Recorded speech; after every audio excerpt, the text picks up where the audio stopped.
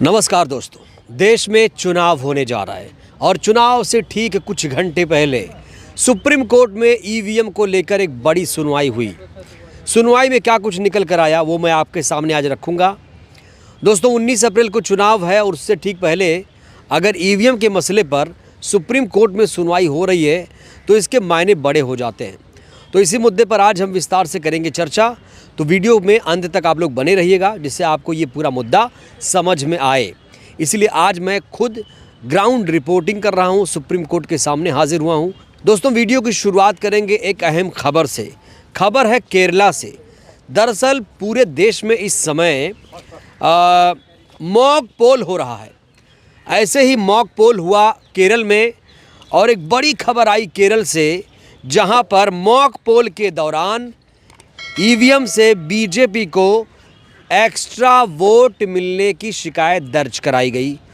दोस्तों ये जो खबर है, ब्रेकिंग न्यूज़ ये आ रही है कि मनोरमा टीवी की रिपोर्ट में ये दावा किया गया है कि केरल के कासरगोड में कांग्रेस और एलडीएफ कार्यकर्ताओं ने ईवीएम में धांधली पकड़ी है। मॉक पोल के दौरान 4 ईवीएम मशीनें बीजेपी को अतिरिक्त वोट देते हुए पकड़ी गई। बीजेपी, कांग्रेस और लेफ्ट पर एक बार प्रेस करने पर मशीनें हर एक प्रेस पर दबाने पर बीजेपी को 2 वोट दे रही थी।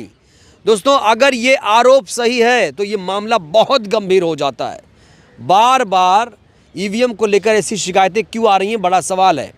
ईवीएम में कई बार ऐसी शिकायतें पकड़ी गई कि एक बार अगर आप प्रेस करते हैं तो 2 वोट निकलता है, विशेष पार्टी को वोट चला जाता है। एक बार फिर से केरल में ऐसी शिकायत सामने आई है और ये जो मुद्दा है सुप्रीम कोर्ट में इस मुद्दे को रखा गया है। दोस्तों मनोरमा की रिपोर्ट के मुताबिक ईवीएम में कांग्रेस के हाथ के निशान का आकार भी छोटा था। तो दोस्तों ये बहुत ही गंभीर मुद्दा है और इसलिए ये जो मामला है अब सीधे सीधे सुप्रीम कोर्ट में आ चुका है और इसको लेकर बहुत सारे लोगों ने अपनी प्रतिक्रियाएं भी दी हैं। अशोक कुमार पांडे लिख रहे हैं कि अगर सब ठीक है तो आखिर एक बार तो ईवीएम की गड़बड़ी से बीजेपी के अलावा किसी और पार्टी को फ़ायदा होना चाहिए। वैसे चुनाव आयुक्त साहब एक शेर और पढ़ सकते हैं। इन्होंने शेर क्या लिखा है देखिए, सारी सेटिंग इंसान की थी, क्यों मशीन को दोष दिया, हम तो हैं साहब के बंदे, वही किया जो उन्होंने कहा। याद है आपको, चुनाव आयोग ने प्रेस कॉन्फ्रेंस करके ईवीएम के मामले पर विस्तार से चर्चा की थी। चुनाव आयोग ने शेर पढ़ा था कि खता ईवीएम की देते हैं और खता इनकी है, ये खता ईवीएम की देते हैं। कुछ इस तरह की शेरो शायरी की गई थी। कुल मिलाकर चुनाव आयोग ने ईवीएम का भरपूर बचाव किया। और दोस्तों इस मामले में जो ये मामला सुप्रीम कोर्ट में गया केरला वाला, इस पर सुप्रीम कोर्ट ने चुनाव आयोग से कासरगोड में ईवीएम में पाई गई अनियमितता के आरोप पर जवाब मांगा। केरल के कासरगोड में मॉक ड्रिल के दौरान जिस तरीके से अनियमितता पाई गई थी, प्रशांत भूषण ने कोर्ट को बताया था कि मॉक ड्रिल के दौरान एक अतिरिक्त वोट बीजेपी के पक्ष में गया है। ये बाकायदा मामला अब सुप्रीम कोर्ट में जा चुका है। कोर्ट ने जब इस संबंध में चुनाव आयोग से जवाब मांगा था तो चुनाव आयोग के अधिकारी ने कोर्ट को बताया कि कासरगोड में ईवीएम में अनियमितता की खबरें गलत और आधारहीन हैं। तो दोस्तों क्या कहा जाए, चुनाव आयोग जो कहेगा वो तो आपको मानना पड़ेगा, सरकार जो कहेगी वो तो आपको मानना पड़ेगा, यही ना। आप क्या सोचते हैं, क्या चुनाव आयोग झूठ बोलेगा? क्या हमारी सरकार झूठ बोलती है? और क्या सुप्रीम कोर्ट झूठ बोलेगा? चुनाव आयोग जब बार बार कहता है आपसे कि भैया ईवीएम में कोई धांधली नहीं हो रही है, तो आप लोग मानते क्यों नहीं हैं?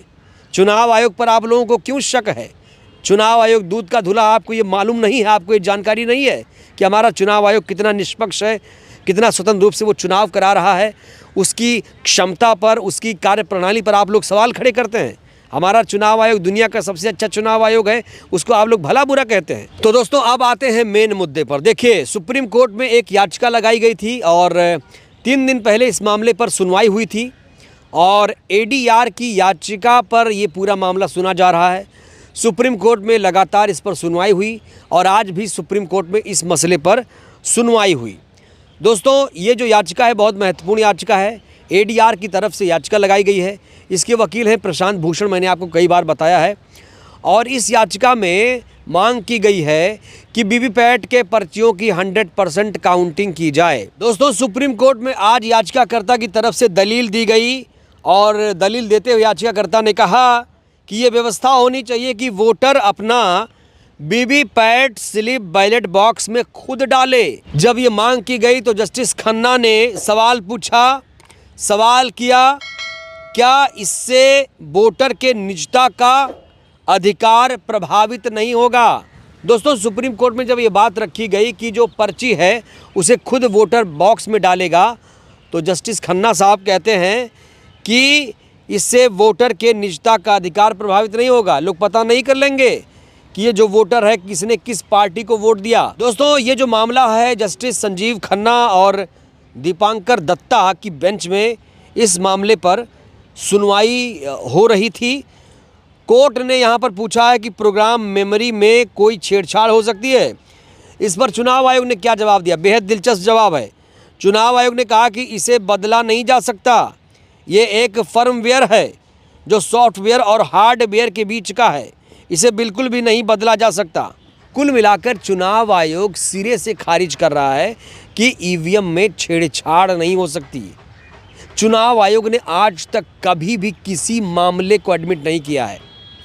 भिंड में भी याद करिए एक ऐसा ही मामला सामने आया था 2016 के आसपास, जहां पर मॉक ड्रिल के दौरान ऐसे ही बीजेपी को कहा जा रहा वोट चला गया, उसमें भी अभी तक कोई कार्रवाई नहीं हुई। तो दोस्तों, अदालत में आज चुनाव आयोग ने भरपूर दलीलें दी हैं, ईवीएम के पक्ष में दलील दी है। चुनाव आयोग बिल्कुल नहीं चाहता कि बैलेट पेपर से चुनाव हो। सुन लीजिए आप लोग, चुनाव आयोग बिल्कुल तैयार नहीं है कि देश में बैलेट पेपर की बहाली हो। और चुनाव आयोग क्या दलील दे रहा है वो ज़रा मैं आपको बताना चाहता हूं। दोस्तों, चुनाव आयोग के अधिकारियों ने कहा है कि कंट्रोल यूनिट वीवीपैट को प्रिंट करने का आदेश देती है। ये मतदाता को 60 सेकंड तक दिखाई देता है, फिर ये वीवीपैट के सीलबंद बॉक्स में गिर जाता है। प्रत्येक कंट्रोल यूनिट में 4 MB की मेमोरी होती है। मतदान से 4 दिन पहले कमीशनिंग प्रक्रिया होती है और सभी उम्मीदवारों की मौजूदगी में प्रक्रिया की जांच की जाती है और इंजीनियर भी वहां मौजूद रहते हैं। तो दोस्तों, सुप्रीम कोर्ट में क्या हो रहा है? सुप्रीम कोर्ट में जिस तरीके से सुनवाई इस पर हो रही है उसमें चुनाव आयोग की दलील हावी मानी जा रही है। कहा जा रहा है कि चुनाव आयोग की दलील को सुप्रीम कोर्ट ने इत्मीनान से सुना, खूब भरपूर मौका दिया, जबकि एडीआर के वकील चिल्लाते रहे कि मिलॉर्ड, पूरी दुनिया में ईवीएम को बैन कर दिया गया है, ज़रा आप भी देख लीजिए। लेकिन सुप्रीम कोर्ट के जजों ने भी कहा, भाई आप जर्मनी की तुलना भारत से मत करिए, यहाँ के मतदाता 100 करोड़ 97 करोड़ और वहाँ कहाँ 3-4 करोड़ हैं, तो आप जर्मनी की तुलना मत करिए।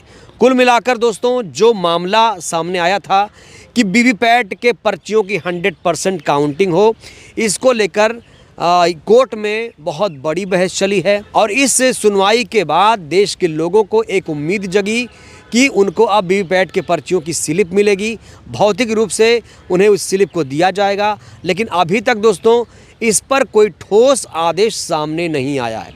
लेकिन जो सुनवाई हुई है उससे यही लग रहा है कि चुनाव आयोग की इसमें जीत हुई है। चुनाव आयोग अपने मिशन में कामयाब हो गया है। चुनाव आयोग का एक ही मिशन है, बैलेट से चुनाव नहीं कराएंगे। एडीआर का मिशन है, हम ईवीएम नहीं चाहते हैं। दोस्तों, ईवीएम के मामले को लेकर लगातार देश में आंदोलन हुआ, प्रदर्शन हुआ और अब मामला देश की सबसे बड़ी अदालत में है। अभी मायूस नहीं होना है, इसी अदालत से एक बड़ा फैसला आ सकता है। फैसला क्या होगा इसको लेकर आपको थोड़ा सा इंतज़ार करना पड़ेगा। तो दोस्तों, जिस तरीके से अदालत में ये मामला पहुंचा उसको लेकर आपको क्या लगता है? क्या ईवीएम से चुनाव हो या बैलेट पेपर से चुनाव हो? अपनी प्रतिक्रिया आप लोग ज़रूर दिए। बहुत बहुत धन्यवाद, शुक्रिया।